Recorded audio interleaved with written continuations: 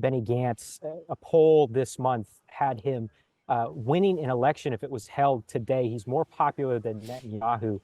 And his response to this UN vote, the response of pulling the delegation from going to Washington, was met with sharp criticism with him. He said, not only is it right for the delegation to travel, the prime minister would do well if he himself traveled to the USA and held a direct dialogue with President Biden and the senior administration officials. That's a statement that he made just within the last hour.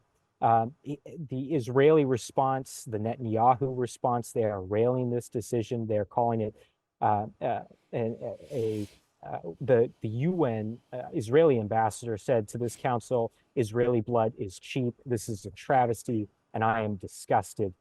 They're very frustrated by that this is a binding, calling for a ceasefire, and that it doesn't really say who blinks first. Now, Israel cancelled a visit to the White House after the passing of this resolution. Let's talk to Zach Anders, the video journalist who's outside Haifa in northern Israel. Zach, hello to you. Hi, John. Tell me, Zach, what has been the reaction in Israel from the Israeli leadership to this vote by the UN Security Council? Yeah, as we were talking earlier, could be a major moment for a lot of reasons, but in particular here in Israel, it is sowing a deep divide in the political structure right now that is at play. One of the war cabinet ministers, Benny Gantz, a poll this month had him winning an election if it was held today. He's more popular than Netanyahu.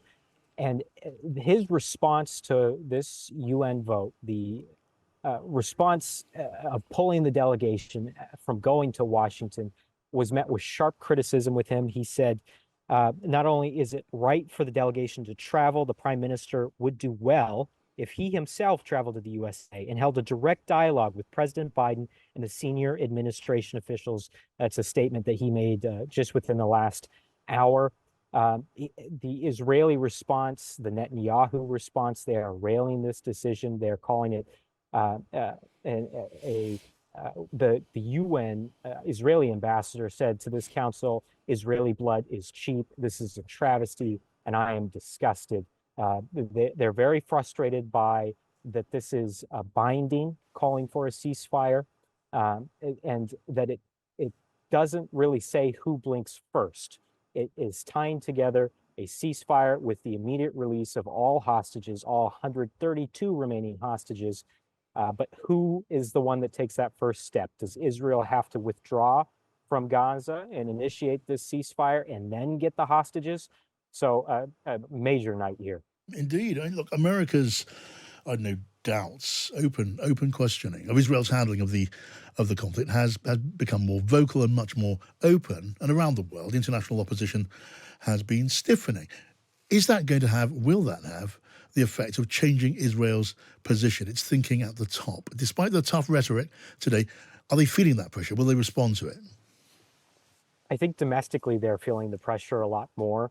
They have, we're now day 170. This is over almost a half a year of war that has taken place here. And there are still those 132 hostages. Sources that I've spoken to believe that they think many of these hostages are now dead. The Israeli leadership does, the IDF does, and they can't say for certain. There's been no proof of life for the majority of the remaining hostages. So the Israeli public is getting to the point where if Netanyahu can't get this final deal done, it seems like that could be a breaking point. Now, over the weekend, Netanyahu blinked a little bit and gave the negotiations in Doha more room for the release of Palestinian prisoners in exchange for a hostage deal. The deal on the table as of yesterday was 700 Palestinian prisoners. This is reporting from Axios. 700 Palestinian prisoners. 100 of those had been serving life sentences for killing Israelis, and that would be in exchange for 40 hostages. Yeah. 40.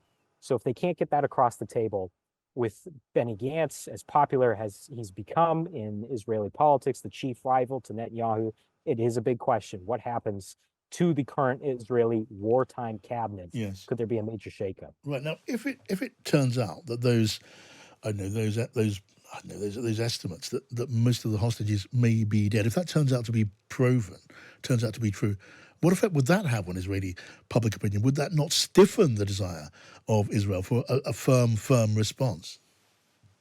You would have to worry then for the people inside Gaza, because this is, in many regards, at least when you speak to soldiers that are coming out of the Gaza Strip, the only thing that is holding them back in a lot of ways is knowing that around the corner there could be hostages that they reveal, and that this is a rescue operation. If you take away that element, and we're still a long ways away from that, of course, uh, there is still proof of life for several of the hostages, and this is Hamas's main bargaining chip. So presumably many of them are being cared for and kept alive.